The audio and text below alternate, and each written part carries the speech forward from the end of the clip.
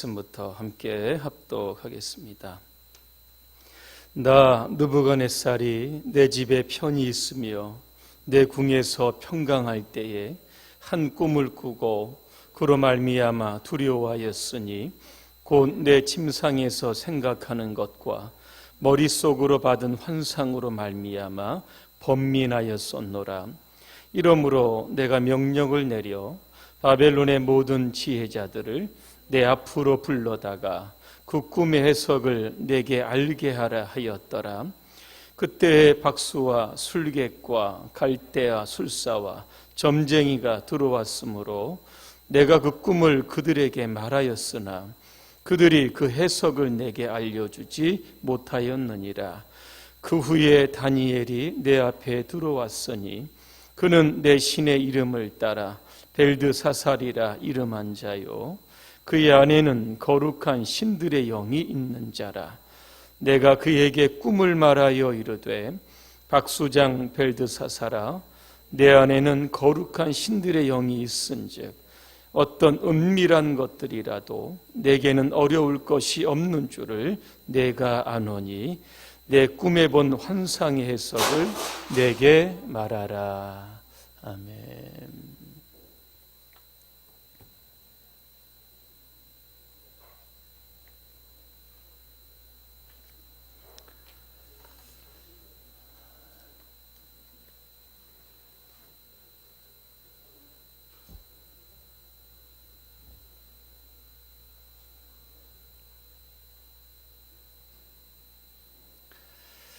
오늘 본문의 말씀을 통해서 느부갓네살의 두 번째 꿈이라고 하는 주제로 말씀을 드리겠습니다. 첫 번째 꿈은 뭔지 좀 기억하시나요? 한 신상의 꿈이었었는데 뜨인 돌이 날아와서 그 신상을 다 파괴합니다. 시대가 지나고 결국에는 하나님의 나라가 이 땅에 영원히 세워진다라고 하는 그러한 꿈이었습니다. 오늘 두 번째 이 느부갓네살 왕이 꾸었던 때는 바벨론이 강대국으로서 맹위를 떨칠 때입니다. 느부갓네살이 타고난 행정력과 군사력을 가지고 왕권을 강화합니다. 그리고 지역의 여러 나라들을 정복을 하면서 그의 이름이 하늘을 찌를 때입니다. 자, 그러면 느부갓네살이 어떤 꿈을 꾸었는지 오늘 우리가 읽지 않았는데 10절 이하에 제가 나옵니다. 땅의 중앙에 한 나무가 서 있었습니다. 그 나무의 끝이 하늘에 닿았습니다. 그 잎사귀는 아름답고 열매가 많아서 사람과 짐승이 먹었습니다. 13절에 보니까 그런데 한 순찰자 거룩한 이가 하늘에서 내려옵니다. 그리고 소리를 지르면서 이렇게 이야기를 합니다. 그 나무를 베고 잎사귀를 떨으라고 했습니다. 열매를 해치고 짐승과 새들을 쫓아내라고 했습니다. 그러나 그 뿌리의 구루터기는 땅에 남겨두라고 했습니다. 그리고 16절에 보면 그 마음은 사람의 마음 같지 않고 짐승의 마음을 받아 7대를 징하리라 그렇게 이야기합니다. 왕이 이 꿈을 꾸고 두려워했고 번민합니다. 갈대아의 술객사들을 불러 그 꿈의 해석을 지시를 했지만 해몽하는 자가 없었습니다. 드디어 다니엘이 등장을 하게 됩니다. 19절 이하에 보면 이 꿈을 해석하는 그러한 장면이 나옵니다. 자, 느부갓네살 왕이 보았던 땅의 중앙에 있는 큰 나무는 바로 느부갓네살 자신을 의미하고 있습니다. 그 나무의 끝이 하늘에 닿았다라고 하는 것은 왕의 권세가 그만큼 높았다라고 하는 뜻입니다. 한 순찰자가 나오는데 바로 하나님을 가리킵니다. 하나님이 그 나무를 벼라고 했습니다. 이것은 느부갓네살 왕이 왕권을 상실하게 될 것을 의미하는 말씀입니다. 그리고 짐승처럼 들에서 사는데 7년 동안 살게 된다는 겁니다. 그러나 그 뿌리에 구루터기를 남겨두라고 하신 것은 7년 후에 왕권이 복직이 되어 그 나라를 다시 견고하게 만든다. 이렇게 다니엘이 해석을 했습니다. 자, 그러면 하나님께서 느부갓네살에게 왜 이런 꿈을 꾸게 하셨을까? 그 이유가 오늘 17절에 나옵니다. 제가 읽어드립니다. 지극히 높으신 이가 사람의 나라를 다스리시며 자기의 뜻대로 그것을 누구에게든지 주시며 또 지극히 천한 자를 그 위에 세우시는 줄을 사람들이 알게 하려 함이라 그랬습니다. 자, 이 꿈을 꾸고 1년이라고 하는 세월이 흐릅니다. 오늘 느부갓네살이 왕궁의 지붕을 거닙니다. 자기가 세웠던 이 거대한 바벨론의 도시를 바라보면서 스스로 자화자찬을 합니다. 30절입니다. 나 왕이 말하여 이르되 이 큰 바벨론은 내가 능력과 권세로 건설하여 나의 도성으로 삼고 이곳으로 내 위엄의 영광을 나타낸 것이 아니냐 그랬습니다. 이때 하늘에서 소리가 들립니다. 31절입니다. 이 말이 아직도 나 왕의 입에 있을 때에 하늘에서 소리가 내려 이르되 느부갓네살 왕아 내게 말하노니 그 다음입니다. 나라의 왕위가 내게서 떠났다 그랬습니다. 오늘 본문이 주는 말씀 교훈 두 가지 말씀드립니다. 첫째로 세상의 주관자는 하나님이십니다. 창세기 1장 1절에 여러분 어떻게 시작되는지 아십니까? 태초에 하나님이 천지를 창조하셨다 그랬습니다. 창조자 하나님께서 예전부터 지금까지 앞으로도 영원토록 이 땅을 하나님의 뜻과 의지대로 운행해 가신다는 겁니다. 이 땅의 모든 것이 우연에 일어날지라도 우리가 그렇게 생각할지라도 하나님의 시간표에 의해서 정확하게 하나님의 그 시계대로 이 세상이 움직여지는 겁니다.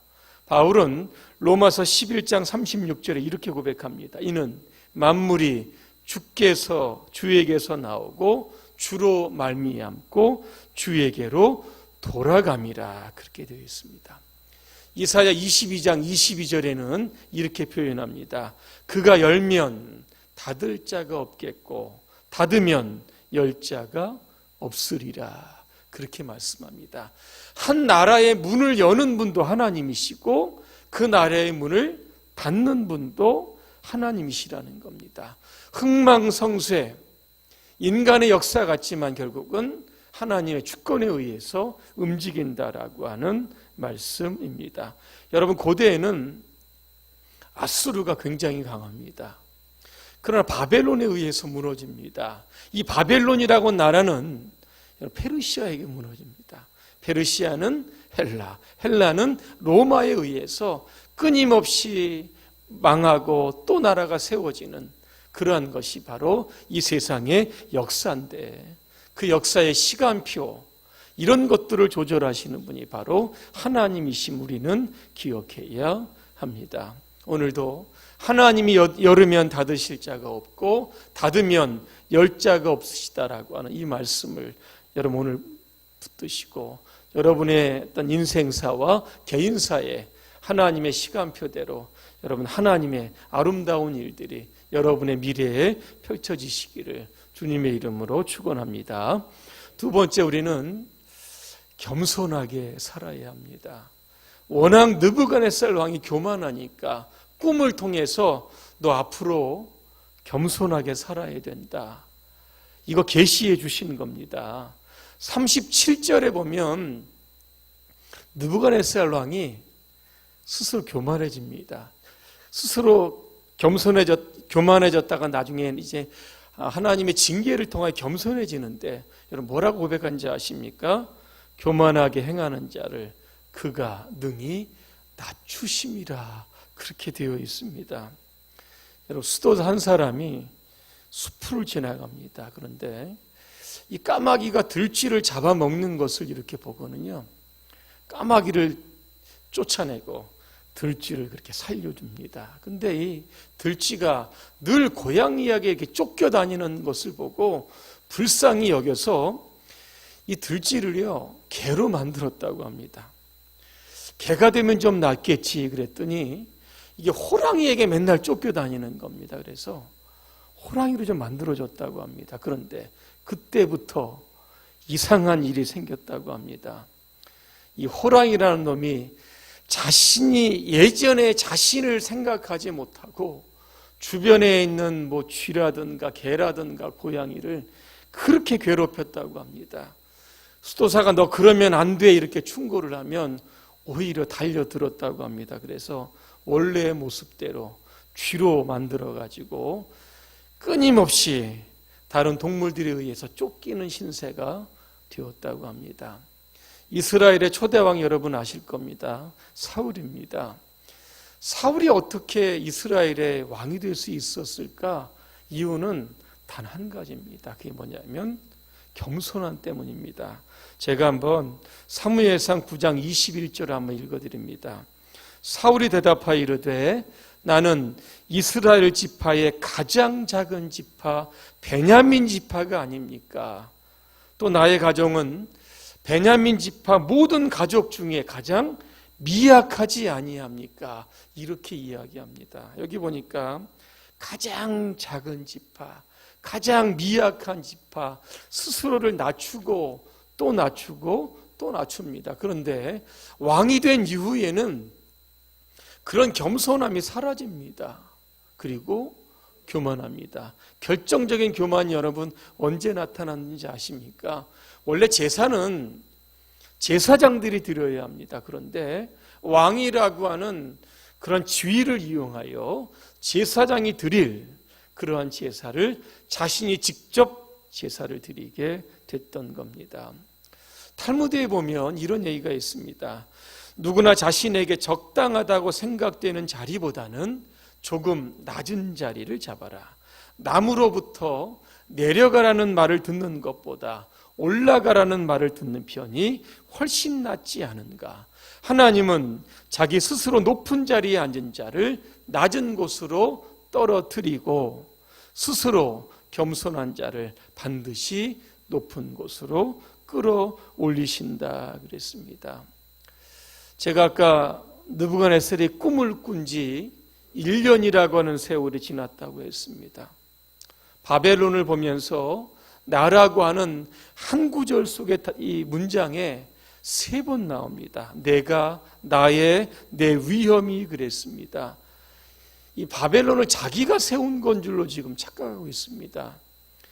여러분 성경의 역사를 보니까 바벨론이 그 당시에 애굽이라든가 아수르를 이렇게 망하게 합니다. 그런데 하나님은요, 바벨론이라고 하는 이 나라를 일시적으로 하나님의 도구로 사용하시는 겁니다. 악을 징벌하기 위해서 그런 겁니다. 그런데 느부갓네살이 우쭐한 거죠. 우리나라가 이렇게 강하고 내가 똑똑해서 지역의 모든 나라들을 정복할 수 있었다. 이렇게 생각하는 겁니다. 라이놀드 니버는요, 사람에게는 3가지의 교만이 있다고 합니다. 첫째는 권력의 교만이라고 합니다. 힘이 있으면 나도 모르게 교만해지는 겁니다. 또 하나, 지적인 교만이라고 합니다. 알면 알수록 은근히 이게 무식한 사람을 이게 무시하는 겁니다. 3번째는 영적 교만이라고 합니다. 내가 세상에서 예수님 잘 믿는 것처럼 그렇게 착각하는 교만이라고 합니다. 오늘 느부갓네살은 바로 권력의 교만에 빠진 겁니다. 이를 향하여 하나님은 31절에 뭐라고 말씀합니까? 나라의 왕위가 내게서 떠났다 그랬습니다. 교만하면 하나님께서 그를 왕자의 자리에서 땅으로 내려드리신 겁니다. 그 다음부터 느부갓네살 어떻게 되었을까? 31절에 보니까 갑자기 지성이 떠나고 정신적으로 이게 미쳤습니다. 오늘 33절에 보니까 소처럼 풀을 뜯었습니다. 들판에서 이슬을 맞았습니다. 머리털을 보니까 독수리털 같이 됐다 그랬고, 손톱을 보니까 새들의 발톱처럼 되었다 그랬습니다. 이게 정신이 나간 겁니다. 이게 바로 교만이 가지고 오는 병이라고 하는 겁니다. 시편 49편 20절입니다. 존귀하나 깨닫지 못하는 사람은 멸망하는 짐승 같도다 그랬습니다. 그러면 어떻게 하면 이 질병이라고, 이 교만이라고 하는 병에 걸리지 않을 수 있을까? 한 가지 말씀드리면 회개해야 합니다. 느부갓네살에게 회개의 시간이 주어졌습니다. 몇 년입니까? 1년입니다. 꿈을 꾼 지 1년이 됐습니다. 그런데 하루 이틀, 한 달, 두 달이 가도 하나님의 심판이 이루어지지 않는 겁니다. 그러면서 자신의 꿈을 잊어버린 겁니다. 여러분, 우리가 죄를 범하고 난 이후에 하나님께서 우리를 즉각 심판하지 않는 것은 회개의 시간이 주어진 겁니다. 사람마다 이 회개의 타이밍이 다릅니다. 여러분, 요나 아시죠? 니느웨로 가서 복음 전하라 그랬는데 다시스로 갑니다. 순적하게 배를 만나 탔지만 그 이유가 문제입니다. 풍랑이 일어납니다. 사공들이 요나를 바다에 던집니다. 물고기가 요나를 잡아먹는데 며칠 동안 뱃속에 있었는지 아십니까? 며칠이죠? 3일입니다. 요나서 2장 2절에 보니까 이 뱃속에 있었던 요나는 뭘 했을까? 부르짖었다 그랬습니다. 아, 하나님의 뜻대로 니느웨로 갈 걸. 3일 동안 이 물고기 뱃속에 산다는 게 아마 여러분 쉽지는 않을 겁니다. 고통의 시간이었을 겁니다. 그러나 회개했습니다. 그러니까 하나님 육지에 토하게 만드셨습니다. 오늘 느부갓네살 회개의 시간이 1년 주어집니다. 그런데 1년 동안 아무 일어나지 않으니까 회개하지 않은 겁니다. 그래서 들판으로 쫓겨나 짐승처럼 정신이 이상한 상태에서 몇 년을 지냅니까? 7년입니다. 7년 동안 죽도록 고생하고 난 이후에 아까 제가 말씀드렸잖아요. 그가 교만한 자를 낮추신다. 그때 회개한 겁니다. 여러분, 부자 나사로 비유에서 여러분 부자 아시죠? 이 부자는 이 땅에서 회개하지 못했습니다. 죽어서 보니까 자기가 잘못한 거 한 겁니다. 하나님의 말씀은 우리에게 즉각적인 회개를 요청하는 겁니다. 3일 뒤에, 이게 뭐 7년 뒤에, 여러분 이거 너무 힘들잖아요. 아니 죽어서 회개한다? 여러분 지옥에서 회개가 가능합니까? 이것도 불가능하잖아요. 말씀이 들려올 때 이거 회개하라고 하는구나. 내가 조금 많이 지금 높아져 있구나라고 하는 것들을 하나님이 책망하시는 겁니다. 그러면 낮추면 되는 겁니다. 성경에 보니까 회복을 불러옵니다. 34절에 보니까 7년이라고 하는 기간이 채워지니까 모든 것들이 정상적으로 회복이 됩니다. 그리고 34절에 느부갓네살 왕이 하나님을 이렇게 찬양합니다. 이에 내가 지극히 높으신 이에게 감사하며 영생하시는 이를 찬양하고 경배하였나니 그 권세는 영원한 권세요 그 나라는 대대에 이르리로다 그랬습니다. 결론입니다. 앙드레지드라고 하는 사람이 이런 이야기를 합니다. 겸손은 천국의 문을 열고 교만은 지옥의 문을 연다 그랬습니다. 성경에도 하나님은 교만한 자를 물리치시고 겸손한 자를 찾는다고 하셨습니다.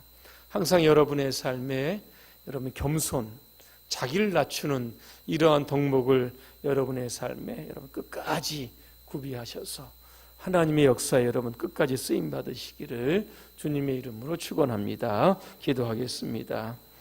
은혜로우신 하나님, 우리 안에 권력의 교만이 머리를 들고 지적인 교만이 머리를 들고 영적인 교만이 고개를 들고 있습니까?